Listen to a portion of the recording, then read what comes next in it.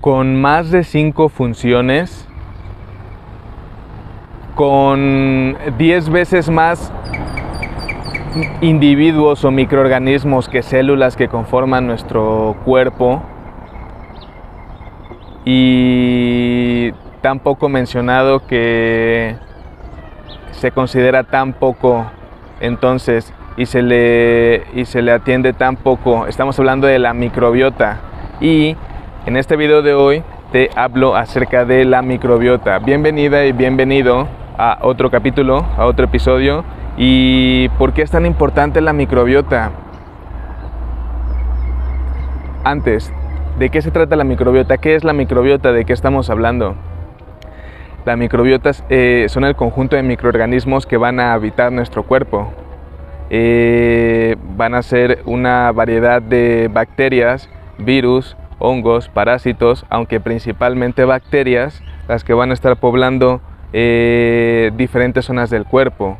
Vamos a encontrar microbiota en zonas como el tracto urinario, hay microbiota en vagina, la leche materna contiene microorganismos vivos que comienzan a poblar la microbiota de la criatura recién nacida o del lactante. Hay microbiota en placenta. Eso quiere decir que desde el nacimiento hay presencia de microbiota ya. Tenemos microbiota en el tracto respiratorio, así como en la cavidad oral, y microbiota en la piel, en toda la piel.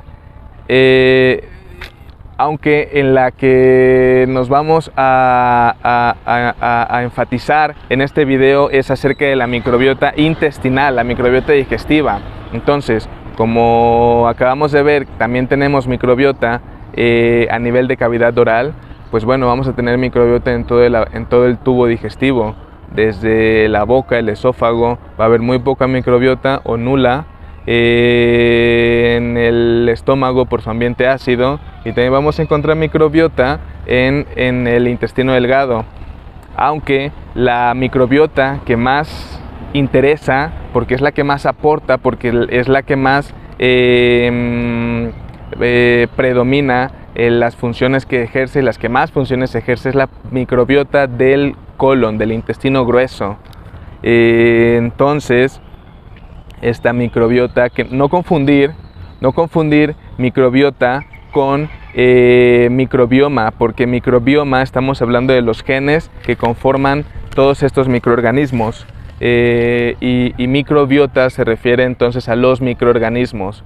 Microbioma, genes de estos microorganismos benéficos al cuerpo. Bueno, pueden ser benéficos o no, de eso se trata el microbioma, de los genes. Pero el microbiota, la microbiota de lo que estamos hablando de conjunto de microorganismos que habitan el cuerpo. ¿Qué funciones vamos a encontrar en esta microbiota? Bueno, vamos a tener funciones como endocrinas u hormonales. Vamos a tener funciones reguladoras del metabolismo, como por ejemplo que está relacionada la microbiota, los microorganismos del intestino están relacionados a la regulación y la formación de ácidos biliares, así como el colesterol. Y el colesterol es, además de ser un lípido, un tipo de grasa, también actúa como hormona. Vamos a tener también un efecto barrera con los microorganismos que habitan, que colonizan el intestino grueso. Hay un equilibrio entre todos ellos. Hay una homeostasis, se le llama. Entonces, entre estos microorganismos que ya habitan ahí en nuestro intestino, va a haber un efecto barrera en el cual no van a dejar permitir que proliferen, que crezcan, que se reproduzcan microorganismos patógenos que puedan entrar a nuestro organismo por medio del tracto digestivo, por los alimentos o por medio del tubo respiratorio, por medio del aire. Entonces, un efecto barrera, otra función más de esta microbiota tan importante. Otra función más es que el sistema inmune lo estimula y está relacionado a su maduración, a la maduración del sistema inmune desde el nacimiento. En el intestino delgado esta microbiota también es cómplice, contribuye a la síntesis de algunas vitaminas como la vitamina K, algunas vitaminas B, principalmente la vitamina B12 y algunos folatos que son sustratos para el ácido fólico, por ejemplo.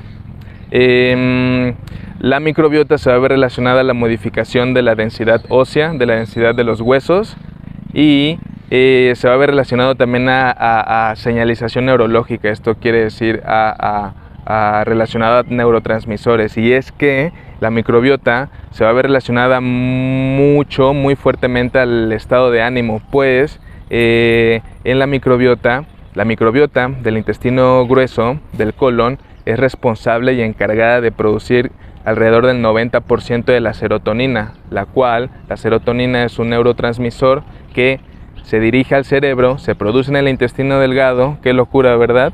Y se dirige al intestino del intestino grueso que se produce, se dirige al cerebro, y la serotonina es un neurotransmisor que contribuye al estado de bienestar, al estado de placer, al estado de plenitud, de satisfacción. Así que eso en situaciones normales de equilibrio, de una homeostasis con la microbiota. Cuando ocurre un desequilibrio en esta microbiota, vamos a hablar de una disbiosis. Ya no hay una alteración, hay más genes patógenos, hay una alteración y estamos hablando de una disbiosis. Entonces, lo cual, por lo tanto, va a estar relacionado a una serie de enfermedades relacionadas de igual manera con las funciones que acabamos de mencionar. Entonces, pues va a haber una inmunodepresión, va a haber una depresión del sistema inmunológico, es decir, un debilitamiento del sistema inmunológico, lo cual pues va a hacer que sea mucho más fácil contraer pues alguna enfermedad, resfriado, infección, ya sea a nivel respiratorio o de tubo digestivo u otro. Entonces va a estar relacionado a nivel de tubo digestivo a enfermedad inflamatoria intestinal, por ejemplo. Se relaciona a algunos tipos de cáncer como el cáncer de colon o recto, algunas enfermedades metabólicas como la obesidad o el hígado graso relacionado a obesidad, algunas enfermedades alérgicas o asma también, y enfermedades relacionadas al sistema nervioso central, y por último enfermedades también relacionadas a la cavidad oral. Todo esto por una disbiosis de la microbiota, sin mencionar algunos trastornos depresivos, algunos tipos de ansiedad, de estrés, por esta misma disbiosis, por esta misma producción inadecuada, ineficiente de serotonina que se está dando a causa de la disbiosis en la microbiota. Entonces, y para terminar, en resumen, la microbiota son estos conjuntos de microorganismos que vamos a tener en el cuerpo. Nos interesa mucho la que habita en nuestro intestino, cuidarla. Que no se me pase mencionar acerca de probióticos y prebióticos. Los probióticos van a ser estos microorganismos benéficos que van a ayudar a poblar y a beneficiar la microbiota existente ya en nuestro colon. Los probióticos los vamos a encontrar principalmente en fermentos de lácteos, fermentos ácido-lácticos, fermentos de frutas, fermentos de algunas levaduras, de algunos cereales. Allí vamos a encontrar estos fermentos, estos probióticos, que van a ser microorganismos benéficos. Y los prebióticos, cuando se habla de prebióticos, se habla de sustratos, alimentos para probióticos. Y los prebióticos fácilmente los encontramos en los alimentos, verduras y frutas. Toda esa fibra alimentaria es alimento para los probióticos. Así que hay productos también que se llaman simbióticos, que tienen prebióticos y probióticos en un solo producto. Es cuestión de investigar un poquito cuáles son los buenos. Y para terminar con la microbiota, en resumen, entonces, vamos a tener microbiota. Importa mucho, que no se me olvide también mencionar este dato, que importa mucho, por ejemplo, ya que tenemos microbiota desde el nacimiento, es importante la forma de nacimiento, si fue un nacimiento por parto natural, por el canal de parto, o fue un nacimiento prematuro por cesárea o simplemente por cesárea, pues la microbiota de la piel que se adquiere al nacer por cesárea es diferente a la microbiota de la vagina que se adquiere al nacer por un parto natural, lo cual se ve relacionado a un retraso de la formación de esa microbiota en nacidos por cesárea hasta una segunda o sexta semana del nacimiento. Caso contrario, como se mencionaba, y también relacionado a si hay consumo o no de lactancia, pues como se mencionó, la leche materna contiene microorganismos vivos, contiene probióticos contiene estos probióticos que van a ayudar a colonizar la microbiota del intestino. Así que va a sufrir a lo largo de la vida, esta microbiota va a sufrir cambios. Su maduración, una microbiota madura se va a alcanzar al segundo o tercer año de vida, de edad, y se va a mantener así en la edad adulta hasta cambiar de nuevo. A partir de los 60 años se ve reflejado un cambio en el perfil microbiano de microorganismos que se asemeja mucho al inicio del nacimiento. A lo largo de la vida también esta microbiota va a estar influenciada, determinada y alterada de manera positiva o negativa por el nacimiento, como lo dijimos, por la dieta, la alimentación, si hubo o no lactancia materna, por el medio ambiente. El lugar donde vivimos influye mucho y va a influir en esa microbiota. El uso de antibióticos también. Un antibiótico es, al contrario de un probiótico que va a favor de la vida, un antibiótico lo que hace es como una radioterapia para pacientes con cáncer, que esta radioterapia acaba con células, pero no discrimina, es decir, no discierne.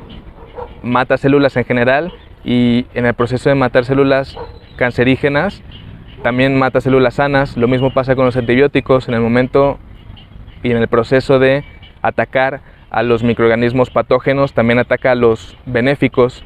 Por tanto, se recomienda, después de un tratamiento con antibióticos, un tratamiento con probióticos, pro y prebióticos. Entonces también se va a ver determinada la microbiota por eso y por los genes, como vimos. Así que hasta aquí el video de ahora. Gracias por quedarte, gracias por permanecer. Creo que no se me ha pasado nada por mencionar acerca de la microbiota. Sí, quería mencionar que esta microbiota son más de 400 especies de todas estas bacterias que mencionamos, virus, parásitos, hongos, aunque principalmente bacterias. Son más de 400 especies, aunque alrededor de 30 y 40 especies ocupan el 99% de toda esta población. Así que, bueno, a cuidar la microbiota. Gracias por permanecer. Nos vemos en un siguiente capítulo. Que todo marche bien. No olvides cuidar emociones, cuerpo, mente. Gracias.